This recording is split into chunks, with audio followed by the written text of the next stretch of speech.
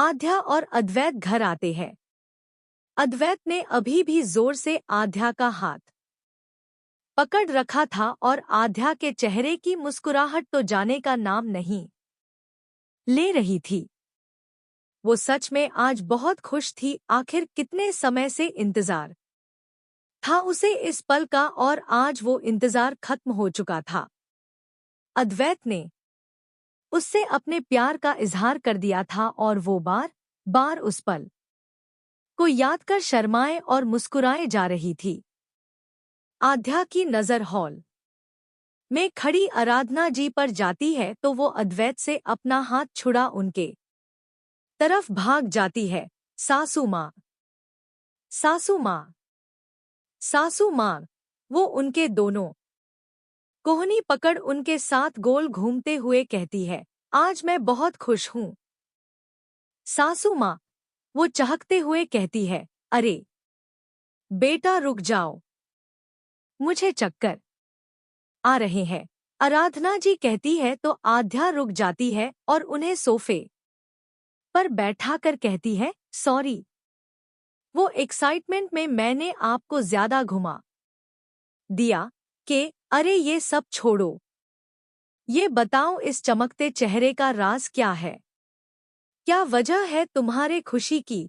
आराधना जी उसे अपने पास बिठाते हुए कहती है, वो सासू माँ, आज आपके बेटे ने मुझसे वो कहा।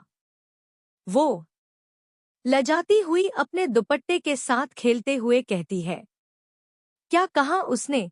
आराधना जी पूछती है क्योंकि उन्हें आध्या की बात समझ नहीं आती। अरे वही जो सारे पति अपनी पत्नियों को कहते हैं। वो थोड़ा और शर्मा कर कहती है, बेटा, पति तो अपनी पत्नियों को बहुत कुछ कहते हैं। तुम किस बारे में बात कर रही हो? आराधना जी कंफ्यूज होकर कहती है, सासू माँ, आज आपके बेटे ने अपने प्यार का इजहार किया। उन्होंने मुझे आई लव यू कहा। वो दुपट्टे से अपना चेहरा छुपाते हुए कहती है जैसे उसे बहुत शर्म आ रही हो। क्या? आराधना जी चौंकते हुए कहती है। अद्वैत अभी भी गेट के पास खड़ा था। उसकी आंखें सीधे आध्या पर टिकी थीं, जो आराधना जी के साथ अपनी खुशी बांट रही थी।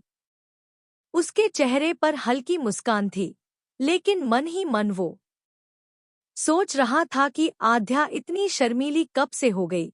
क्या भैया ने दिव्या दक्ष के साथ वहां आते हुए कहती है क्योंकि उसने आध्या की आखिरी बात सुन ली थी। भाभी को आई लव यू बोल दिया।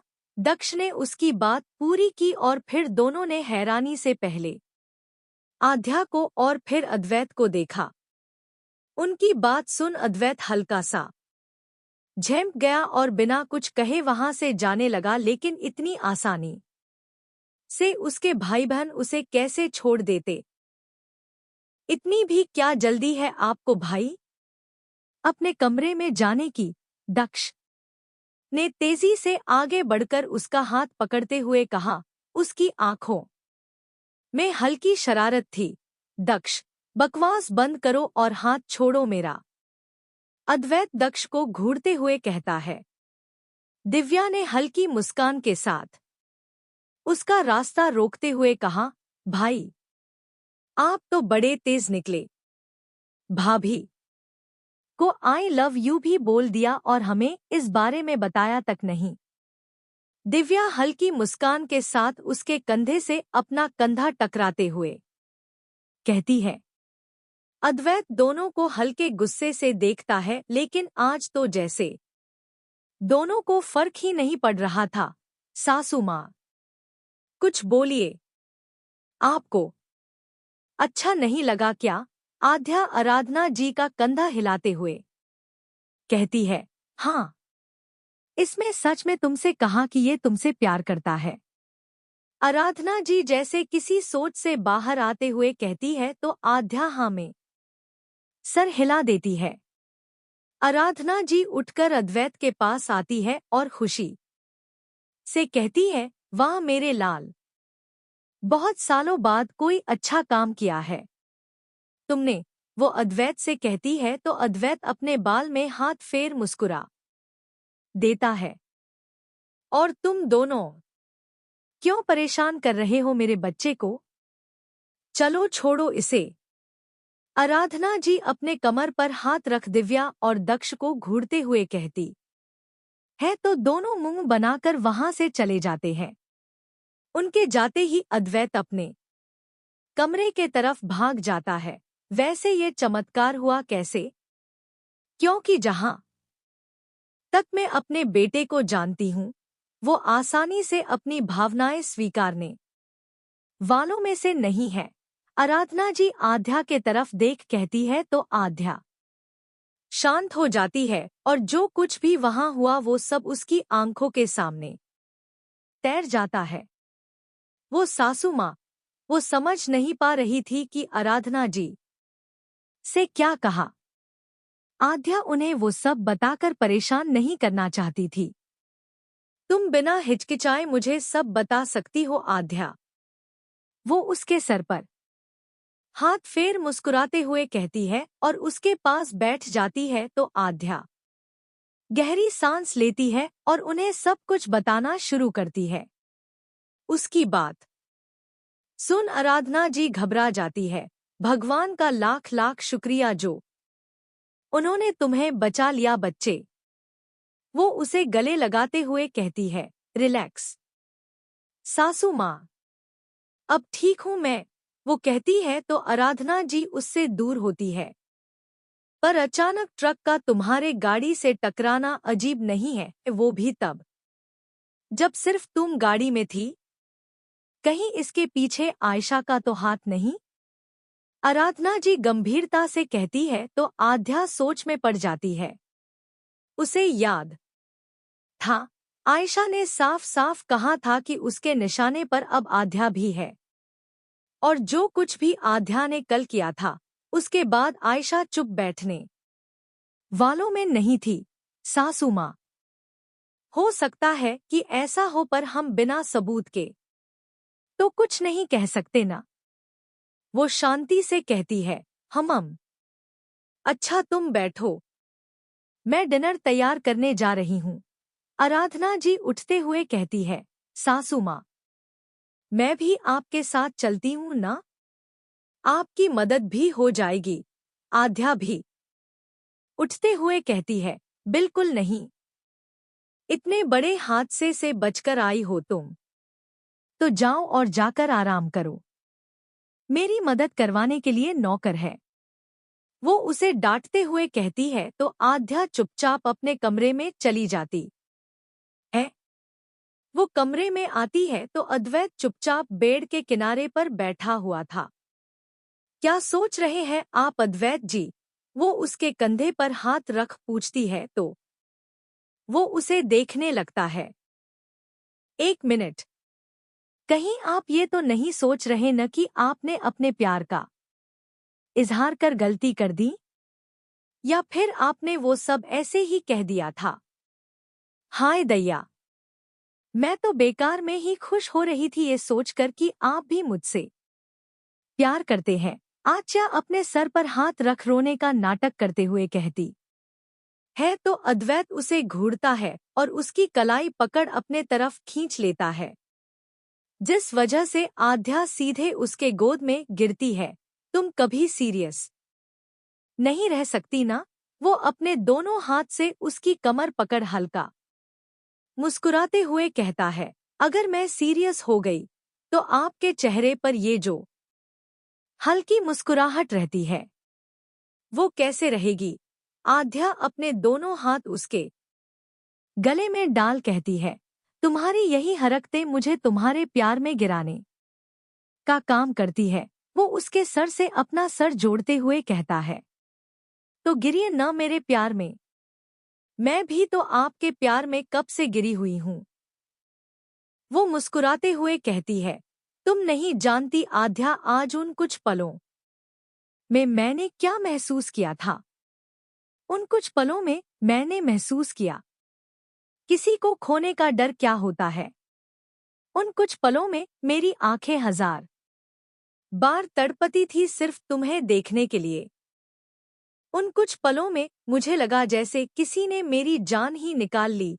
अद्वैत उसके दोनों गाल को अपनी हथेली में भर नमी भरी आवाज में कहता है, शश, ऐसे नहीं कहते।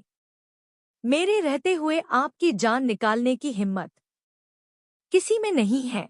वो उसके होठों पर उंगली रखते हुए कहती है, आपको पता है, आज डर मैंने भी महसूस किया जब मैंने उस ट्रक को गाड़ी से टकराते देखा तो मुझे लगा कहीं आप वापस आकर गाड़ी में तो नहीं बैठ गए होंगे। इस कहीं आपको कुछ हो तो नहीं गया। मैं बहुत डर गई थी अद्वैत जी, बहुत घबरा गई थी मैं, और इसलिए मैं भागते भागते गाड़ी के पास पहुंची थी। इस बात का एहसास तो मुझे बहुत पहले से है कि मैं आपसे प्यार करती हूं, पर आज मैंने महसूस किया कि मैं आपके बिना एक पल भी नहीं जी सकती। आध्या कहती है। आखिर तक बोलते बोलते उसकी आंखें से आंसू बहने लगे थे और ये उसकी आवाज से पता चल रहा था। चुप हो जाओ, अब क्या बाढ़ लाकर मानोगी। हम जब गाड़ी में थे तब से अब तक बस रोते ही जा रही हो तुम। अद्वैत अपने दोनों अंगूठे से उसके दोनों आंखों के आंसू पोंछते हुए कहता है, चुप हो जाओ, अब क्या बाढ़ लाकर मानोगी। हम जब गाड़ी में थे तब से बस रोते ही जा रही हो। अद्वैत अपने दोनों अंगूठे से उसके दोनों आंखों के आंसू पोंछते हुए कहता है, यहाँ मैं रो रही हूँ और आपको बाढ़ की चिंता है। आध्या मुंह फुलाते हुए कहती है, उफ़, गुस्से में कितनी हसीन लगती हो तुम। वो उसकी लट से खेलते हुए कहता है तो आध्या का मुंह खुला रह जाता है। आपको फ्लर्ट करना भी आता है, वो हैरानी से कहती है। अरे बीवी नाराज हो जाए तो इंसान को सब कुछ आ जाता है। वो अपनी एक आंख मारते हुए कहता है तो आध्या शर्मा जाती है। मैं अयान को देख आती हूँ, वो कहती है और उठने लगती है तो अद्वैत अपनी दोनों हाथ से उसकी कमर पकड़ दोबारा उसे अपने गोद में बैठा लेता है। इतनी भी क्या जल्दी है मिसेज मित्तल, अभी तो मैंने शरारत करना शुरू किया है और तुम अभी से ही मुझसे दूर भाग रही हो। जब मैं गुस्सा करता था तब तो तुम मुझसे दूर नहीं भागती थी। अद्वैत शरारत से कहता है, गुस्से से डर नहीं लगता साहब। शरारत से लगता है, आध्या मजाकिया अंदाज में कहती है तो अद्वैत को हंसी आ जाती है। अच्छा, तो तुम्हें मेरी शरारत से डर लग रहा है, वो मुस्कुराते हुए कहता है तो आध्या न में सर हिला देती है। फिर वो अपनी आईब्रो ऊपर कर पूछता है, बस पहले आपको ऐसे कभी देखा नहीं न, इसलिए थोड़ा सा डर लग रहा है। आध्या कहती है, तो अब आदत डाल दो क्योंकि अब तो तुम्हें मेरी शरारतें झेलनी ही पड़ेगी, जैसे मैं तुम्हारी होलता हूँ। वो उसकी निकली हुई बालों की लट को उसके कान के पीछे करते हुए कहता है तो आध्या नजरें झुका मुस्कुरा उठती है और उसे हल्का सा पीछे धकेल कमरे से बाहर भाग जाती है। अद्वैत उसे पीछे से आवाज लगाता है लेकिन तब तक वो जा चुकी थी। वो अपनी शरारत याद कर मुस्कुरा देता है। दूसरी तरफ आयशा अपने कमरे में टहल रही थी। उसका ध्यान बार बार अपने फोन में जा रहा था, जैसे वो किसी के फोन का इंतजार कर रही हो।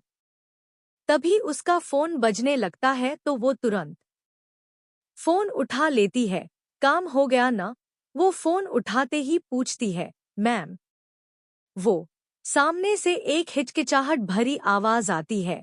हिचकिचा क्यों रहे हो? तुमने अपना काम तो पूरा कर दिया ना? वो उत्सुक होकर पूछती है। सॉरी मैम, हम आपका काम नहीं कर पाए।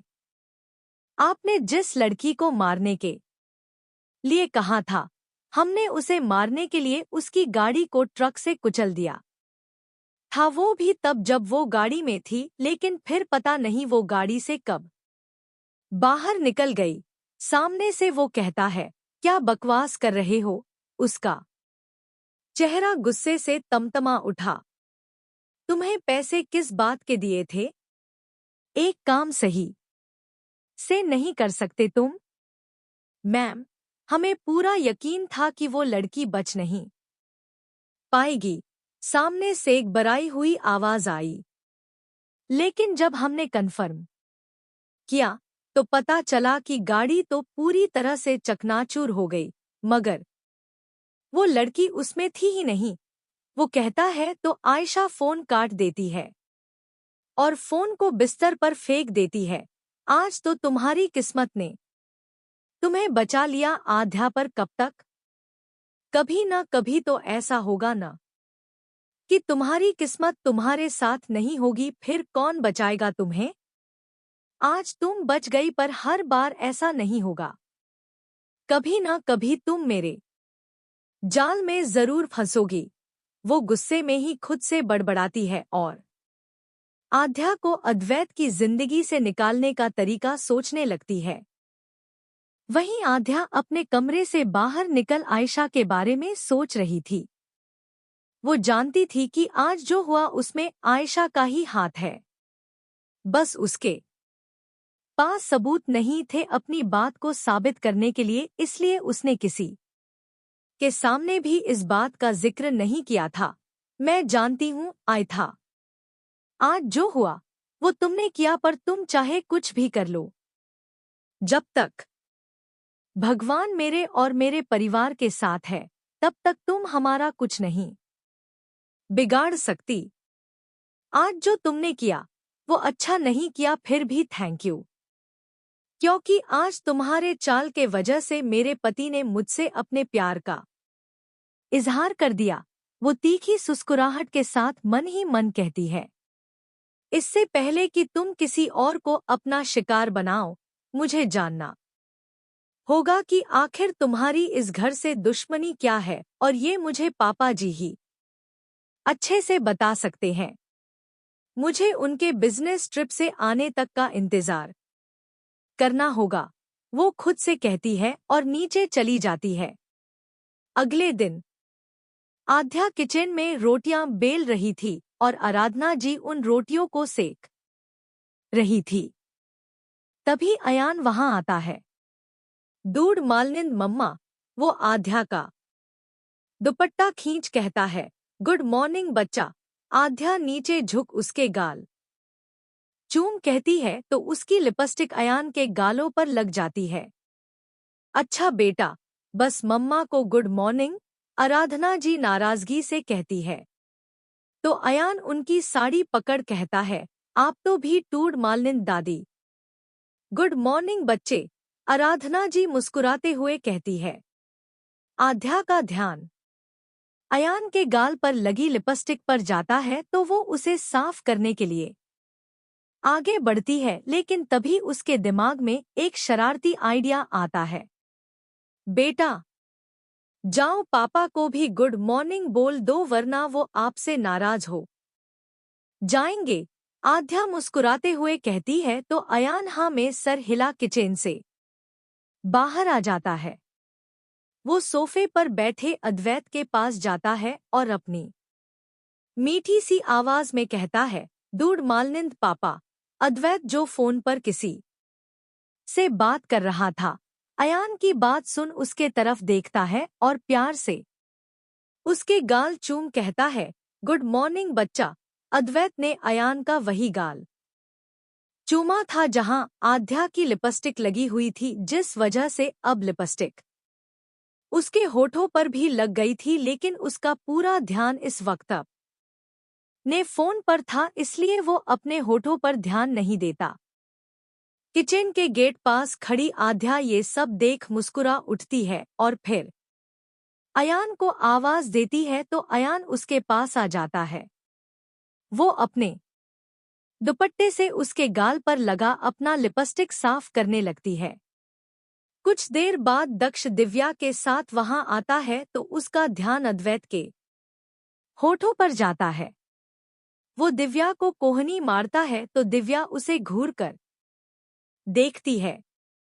वो उसे अद्वैत के होठों के तरफ इशारा करता है तो दिव्या का ध्यान भी अद्वैत के होठों पर जाता है जहां हल्के लाल रंग की लिपस्टिक लगी हुई थी। लगता है भाई ने नया शौक पाला है लिपस्टिक लगाने का। दक्ष दिव्या के कान में फुसफुसाते हुए कहता है, मुझे भी यही लगता है। दिव्या कहती है और अगले ही पल दोनों एक दूसरे को देख हंस पड़ते हैं। क्या हुआ? सुबह सुबह इतना हंस क्यों रहे हो तुम दोनों? अद्वैत उन्हें देख कहता है, कुछ नहीं भाई, बस ऐसे ही। दोनों साथ में कहते हैं और डाइनिंग टेबल के तरफ बढ़ जाते हैं पर अद्वैत को उनकी नजरों में अपने लिए कुछ अजीब दिखता है। वो अपना सर खुजाता है और वो भी डाइनिंग टेबल के तरफ बढ़ जाता है। आराधना जी डाइनिंग टेबल के पास आती है तो उनकी नजर भी अद्वैत पर पड़ती है और वो अपनी हंसी रोक नहीं पाती। वो खिलखिलाकर हंसने लगती है तो अद्वैत चिढ़ जाता है। अब आप क्यों हंस रही है? वो चिढ़कर पूछता है।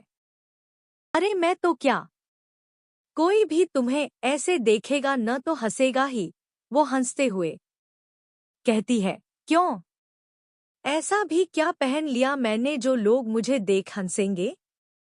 वो बुरी तरह से चिढ़कर कहता है, बेटा तुमने कुछ वैसा नहीं पहना जिसे देखने के बाद लोग हंसे, पर जो ये लिपस्टिक लगी है न तुम्हारे होठों पर, उसे देख लोग जरूर हंसेंगे।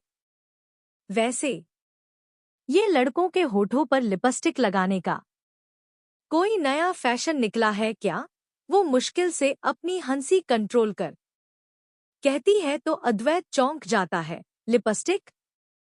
मैंने कब लिपस्टिक लगाई? वो अपने फोन में अपने होठों को देख कहता है।